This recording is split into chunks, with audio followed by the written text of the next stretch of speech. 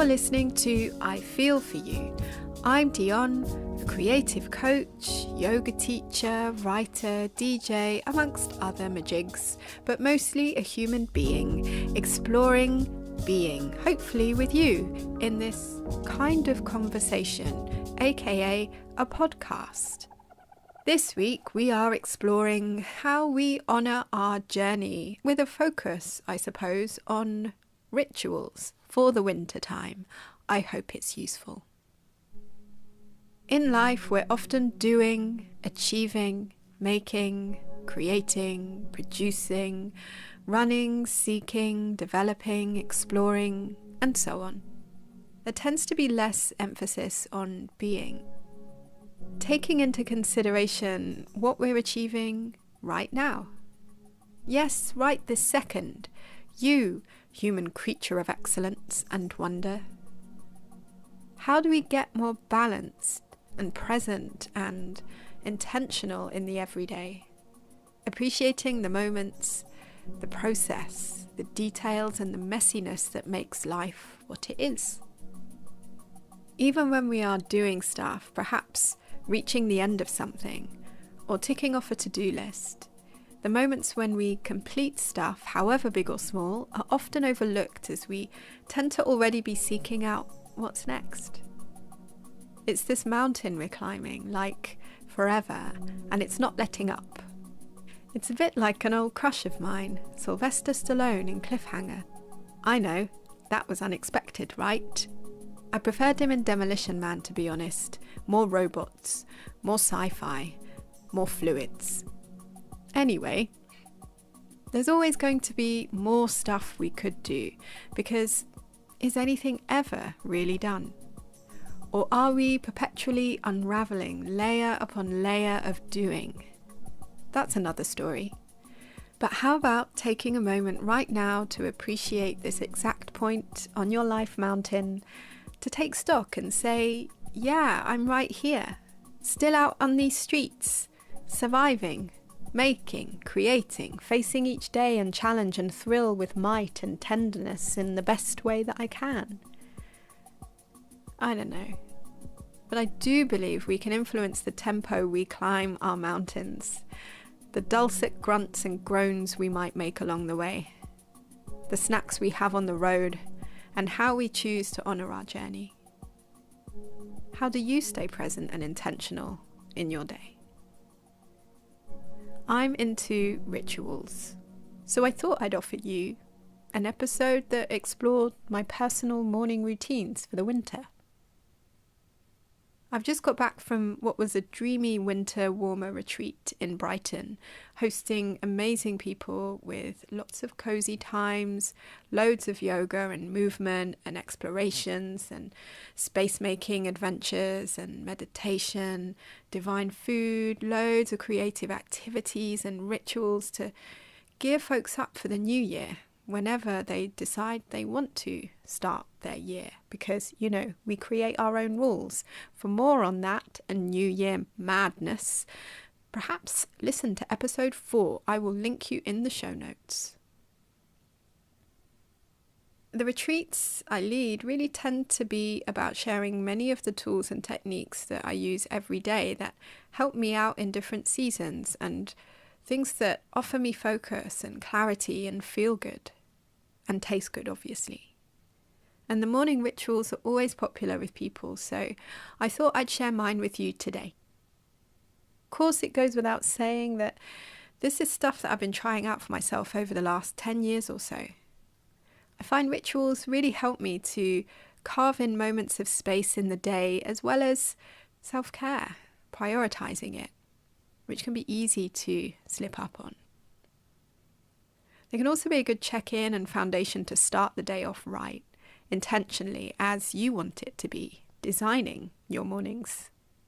So I hope that you can take what you need and leave the rest, and perhaps also share your own rituals with me, if any. So first up, an acknowledgement that winter mornings can be really hard if you live in a temperate environment such as the UK.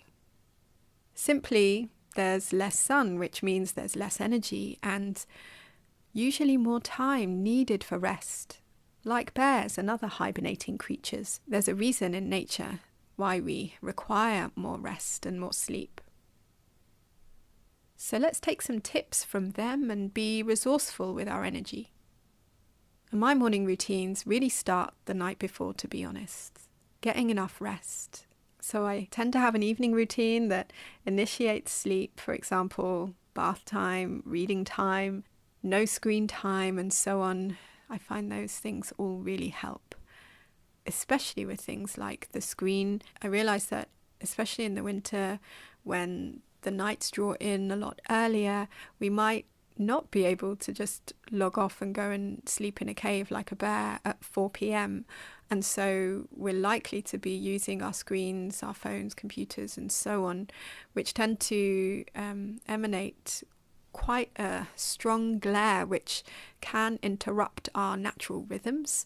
So I find that using apps like Flux for the desktop, which is really great, really help. And Flux, what it does, it's kind of set to sync with the sunrise and the sunset, and it will adjust the color of your screen so that when the sun does go down, you'll have a slightly more yellowy orange tint to the screen, so that your natural rhythms are a little less disturbed. And also there's a setting on the iPhone, if you use one, not sponsored, and I think it's called nighttime or something, and you can put that on and it will adjust so that automatically your screen will also adjust in a similar way. I will link both of those things for you in the show notes in case you're interested. And also with regards to sleep, I realise there's a lot of folks out there who struggle with insomnia. I've definitely been through that too. I have a blog post on that in case it's useful for you, as well as some yoga videos too if you're interested. So I'll link those in the show notes for you. So let's move back to the morning.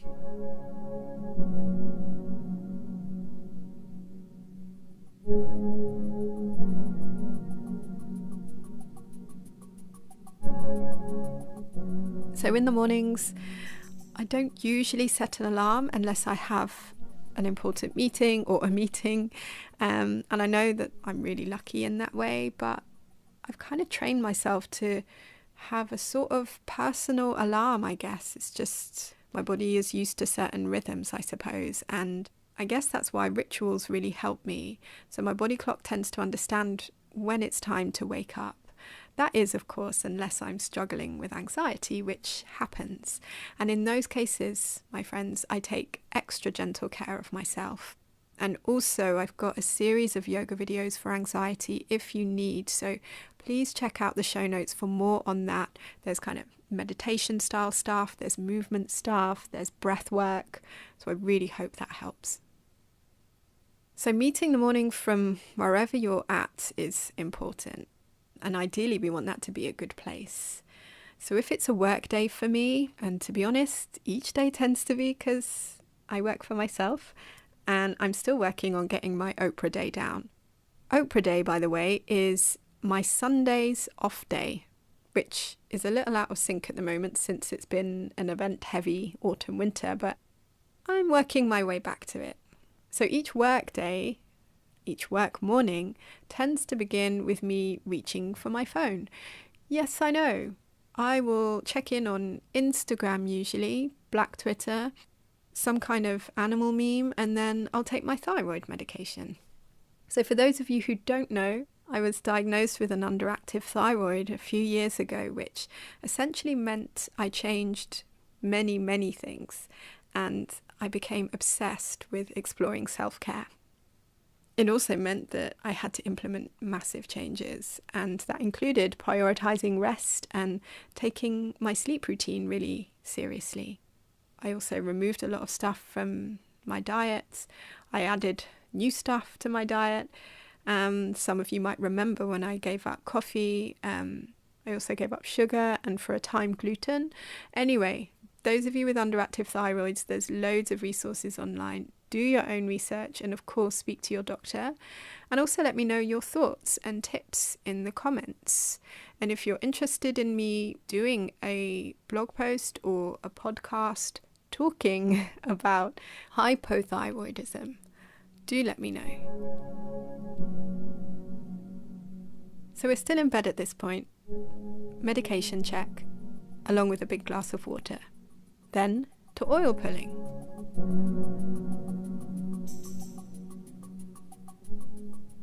So oil pulling is a technique that is used as a form of cleansing, I suppose. Essentially, it's putting some oil in your mouth and holding it in your mouth and probably swilling it around, kind of like you'd do with mouthwash, except you're holding it in your mouth for quite a long time, usually on average around 20 minutes or so. I know, it sounds weird, and I'm going to link you up with some details in the show notes. However, I've been oil pulling now for maybe a couple of years, and I found it really beneficial on so many levels. As I say, always do your own research. However, in my own experience, I've found it's really helped with my tooth and gum health. My dentist is kind of flabbergasted at what I do with my dental hygiene routine, and I really put it down to obviously flossing and cleaning, but having this oil pulling routine every morning. I also find that in the mornings it's a really nice segue into my day. It gives me this sort of silent, weird, mouthwashy opportunity to go a bit inward. It's kind of like a meditation, if you like. So I find that it's been a really interesting process. There's lots of theories behind the benefits of oil pulling, and again, I will link you in the show notes. It's seen as a kind of cleansing or detoxifying ritual, and it's used a lot in Ayurvedic medicine. Ayurveda is simply, I suppose, yoga's sister science, and people have used it for health reasons for many, many years. As I said, really useful to do your own research with this, and also a note that you don't swallow the oil, you just hold it in your mouth, swill it around, and then eventually spit it out. You can use different types of oil. At the moment, I'm still using coconut oil because I'm lazy. From the summer, I still haven't switched it over. The texture can be a bit weird, so probably wouldn't recommend in the winter starting with coconut oil because, you know, in the winter, coconut oil gets hard and then you've got to kind of work it into this more fluid texture. Sesame oil could be something for you, but there's so many different types of oil that you can use. Olive oil could work, so if you've got that in your kitchen, maybe you could try with that and just see how that goes for you. So as I said, it's up to about 20 minutes or so. It varies for me because I tend to then take a movement yoga practice whilst I'm oil pulling. I know, it's strange, but sometimes that's just how my rituals roll. So I might be between 20, 40, 50 minutes oil pulling, but bear in mind I've been working up to this for some time, so if you're just starting out, maybe a minute, maybe 5 minutes, and just see how you get on from there. Of course, these rituals are meant to be accessible. I don't feel there's any point in creating rituals or adding them to your daily routine if they're going to stress you out or just be really annoying and cumbersome and expensive. So if there's something you've got lying around that isn't toxic, obviously, maybe have a go with that.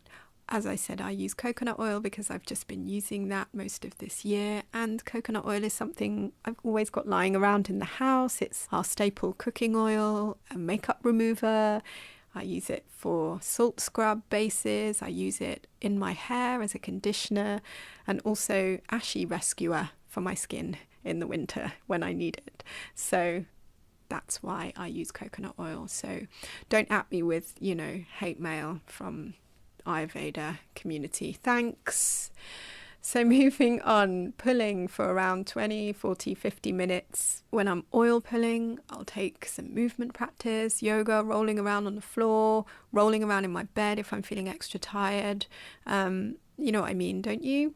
I mean, well, like movement that feels good, or being still if I need more of that in the morning.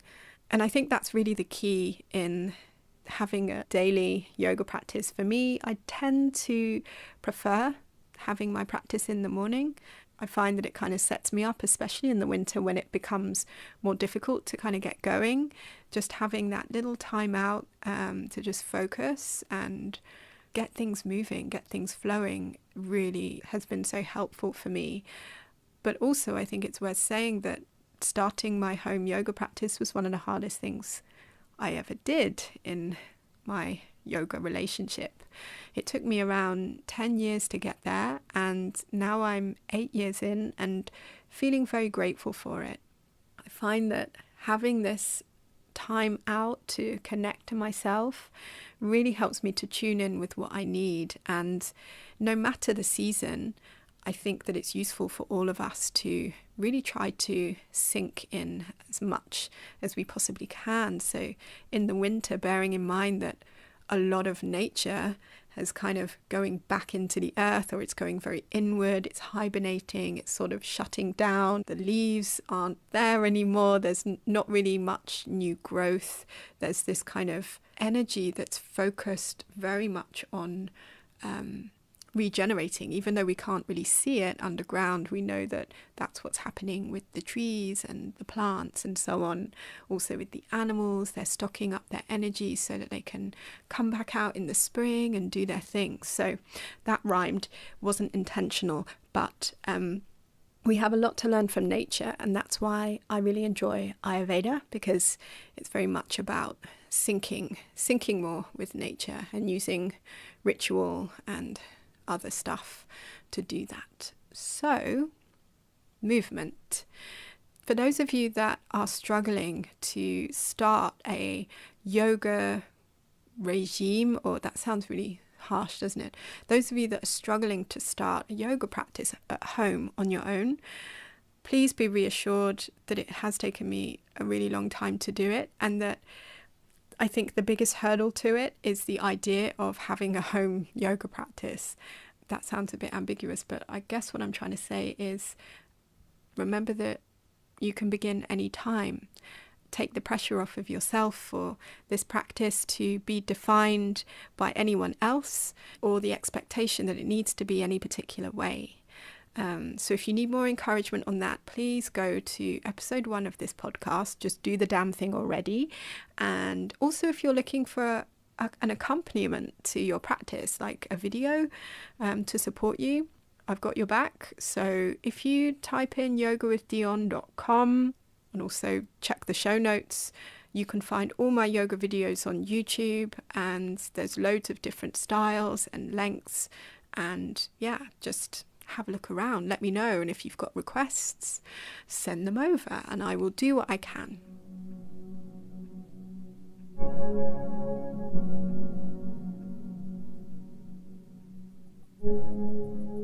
So after my yoga practice, movement practice, rolling around on the floor, whatever practice, I'll take a short meditation to set me up for the day. And I find this works best for me after movement, as somehow it just feels more comfortable to be still when I'm feeling a bit more open in my body. Do you know what I mean? Of course, there's no right or wrong way to meditate. It's just about you getting comfortable with the way that you want to do it. So some people like to meditate in silence, others prefer a guided meditation. You can sit up, you can lie down, you can make weird shapes and move around. You don't have to be still. So again, please be reassured that if you are thinking of starting a meditation practice, you can craft and create it in your own way. Also, I've got a couple of audio meditations too, if you're interested in starting a practice with guided meditation. If you're interested in that, let me know and I will get that to you. There's also loads of free apps available. I mean, I'm sure you know this. I think Headspace is probably the most popular one. They do a free trial. That's definitely worth checking out if you want to kind of develop a daily habit of it. See how that goes. If you've got tips for apps, let me know and I will share them with other people too. Also, of course, YouTube is a valuable resource, so check that out. Also, one of my favourite meditation teachers is Tara Brach, who does these really great talks on YouTube. She's also got a podcast, and they're more like Dharma talks with meditations throughout. So if you're interested in a sort of longer experience, then I really recommend her. I will link her site for you in the show notes as well. So after meditation, I'll get rid of my oil, in the bin probably, and then have a warm lemon, honey, apple cider vinegar elixir. I know. There are conflicting arguments about the warm water and lemon in the morning versus warm water method. And I think life is really about exploring what works best for you in every way. And I really feel like this little lemon, apple cider vinegar and honey drink has felt beneficial in my morning routine. Makes me feel alive, puts hairs on my chest, and is essentially a little glug of wonder. I don't tend to measure it really. Sometimes I have half a lemon squeezed in there, sometimes a whole lemon. I'll add a little bit of honey, and I'll add a glug of the apple cider vinegar and then some warm water, and then stir and then drink. That's it. And then into the shower. And I'm usually a pretty quick showerer. So simple cleanser for my face, soap, and then done. However, on really cold days, I really recommend a little help again with some oil. So mixing a base oil, be it olive oil or almond oil or sesame oil or something liquidy, with some sugar or salt, or better yet, use some old coffee granules. So if you drink coffee or someone near you drinks coffee, especially out of like a press canner, what's that in English? Cafetiere. Take those used granules and maybe add a drop or two of your favourite essential oil. Side note, mine probably would be mandarin with the coffee if you're feeling it, and then mix it in some oil. And side note, essential oil can be any brand you like, because that's how I roll. And then rub this mixture all over your limbs, just paying special attention to any places that need it. And then when you rinse it off, it should leave you with a divine sheen. And I usually find that I don't have to moisturize afterwards. So it's kind of like, remember in the 80s, the Ready Brek advert, then people had this kind of glow around them after they ate this porridge. Not sponsored. Does Ready Brek even exist? I don't know. But essentially you're just kind of creating this special, lovely moisturizing skin shield. See how that goes for you. So post-shower, skincare is the one. Again, simple on my face at the moment. I'm using like a simple serum and then a simple moisturizer, nothing fancy. But if I am feeling fancy and I have the time, you can make your own face mask. Just whip up a little avocado, put it on the face, can be very nice and nourishing fats for the winter. Olive oil also, honey can be great bases for masks. I don't know, go on Pinterest, have a little Google if you're feeling indulgent, because in the winter it can be nice to give our skin some extra nourishment. Oh, and also a special shout out to the Afro Hair and Skin Company, and they do the most luscious oil blend. I think it's called Flow. And I really like it as a cleanser, as I find it can be a bit too much as a face serum to leave on, as I've got oily skin, or combination oily. However, I know loads of people who do use it, so it could be worth checking them out. I will link you. So on to body. In Ayurveda, in the wintertime especially, they really recommend a full body oil massage. Usually it's before the shower. However, I interpret that as post-shower oil rub. And here I just use whatever oil is handy, almond oil, maybe mix it with a drop or two of essential oil, whatever I'm feeling. And I will focus that particularly on hands and feet and also the joints. So really oiling the joints in a circular motion. You probably notice in the winter, if you are older than 25, you might start to hear the clacking as the cold really gets into the bones. So it can be really nice to give the joints some attention. If you're doing it in the traditional Ayurveda way for winter, you probably want to warm up some oil. So you can heat it up like you would a baby bottle. So put some water in a pan and then put your oil within a safe container or bowl, and then let that heat up a little bit, and then use that when it's not too hot and massage it into your skin everywhere. So circular movements on your joints, long movements, so kind of up and down movements on your longer bones, on the other bones, and then let it kind of soak into your skin for a bit, and then jump in the bath or shower so that you're really letting those oils penetrate into your body. And in Ayurveda, they really believe that this helps support the tissues and boost your immunity and keeps you strong.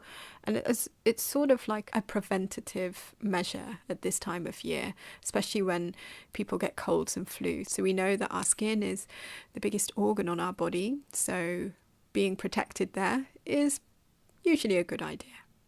Also in Ayurveda, in the winter, autumn, winter, they do recommend something called naisya, which is essentially taking that sesame oil and just putting a little bit on the end of your fingertips, like your little fingertips, and then putting your fingertips into your nostrils and essentially sort of lubing up that area.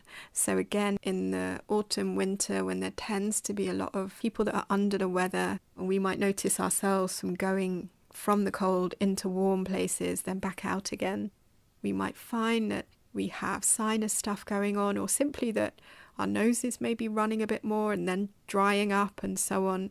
And it's especially if we're traveling as well. If you travel via aeroplane a lot, it can be such a good idea to just simply lube up the nostrils, the entrance to your nose, so that you've got that moisturized, protected skin, as opposed to it being dry and chapped and, being more susceptible to stuff that's floating around. If you know what I mean. Is that gross? I don't know. Whatevs.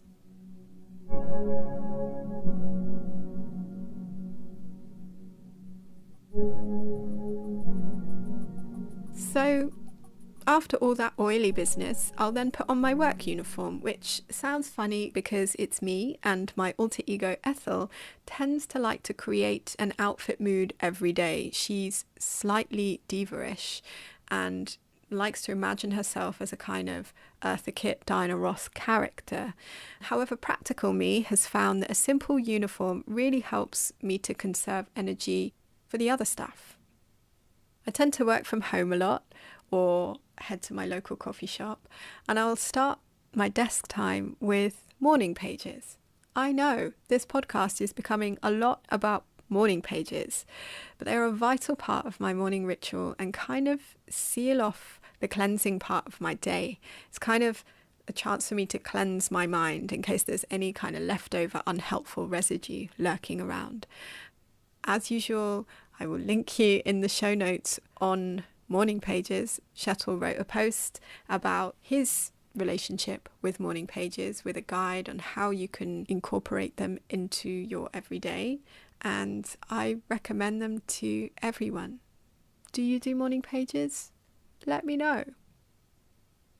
So I started doing morning pages, I can't remember now, maybe over 10 years ago was my first introduction to them via a friend, and I kind of had an on-off relationship with them for many years, and then eventually when I moved to Norway, I decided to revisit the Artist Way books. So if you're not already familiar from me waffling about morning pages in the past, just a quick background. So the morning pages are a task created by Julia Cameron. Yes, she used to be married to James Cameron, who directed Titanic. There you go, fun fact. Anyway, she's an author, a creator in her own right, an artist in her own right, and has a series of books based on the 12-step program called The Artist Way. There's loads of these books and loads of kind of sub-books that have come out of these 12-step courses on creativity. Just have a Google and go to her website and you'll be able to see them all there. I own quite a few of them, to be honest. They're all sort of structured in a similar way, based on this 12-step model, but they have a kind of different approach to creativity. So I really recommend checking those books out. Obviously, take them with a pinch of salt. They're sort of written at a time, if you know what I mean. We can discuss this further if you like, but I think you'll know what I mean when you dive in. I always find that there's some inspiration there, and each week you have a particular theme with tasks and suggestions and offerings for you to kind of go deep into your own journey with creativity. And yeah, I think it's useful for all of us to tap into that and to keep that flame burning, so to speak. So morning pages are an essential part of the course, and you're expected to do morning pages every single day of the course and beyond. And so that's when I really took them seriously. So I did the Artist Way course again when I moved to Norway, and it really helped actually to do it with someone else. It kind of keeps you motivated, I think. And then from there, by the end of the course, because you're so used to doing it every day, I mean, it's like rituals, it's like habits, isn't it? You just start to find that, oh, yeah, it just feels very natural to keep doing them. And when I don't do them, I find that there's a missing gap, there's a gaping hole, so to speak. So yeah, I've really kept them up since then, and I find that they are just a wonderful alternative meditative tool. Do let me know if you do morning pages and if they help you, or if you don't and you're interested in them. Let's talk. And so that's it really. Obviously, it goes without saying that these are all morning rituals that are flexible. So on days when I'm short on time, I'll drop some of them or adjust them as I see fit. And I think it's worth mentioning that winter can take its toll, and really and truly, if something isn't nurturing you, best to let it slide, whether that's rituals, people, things, know what I mean? Conserve your energy, take care of yourself, stay hydrated, and do you always. So do you have winter morning rituals? Do let me know. Feel free to share in the show notes, or perhaps talk to me on the socials. Is that what we call them? I don't know.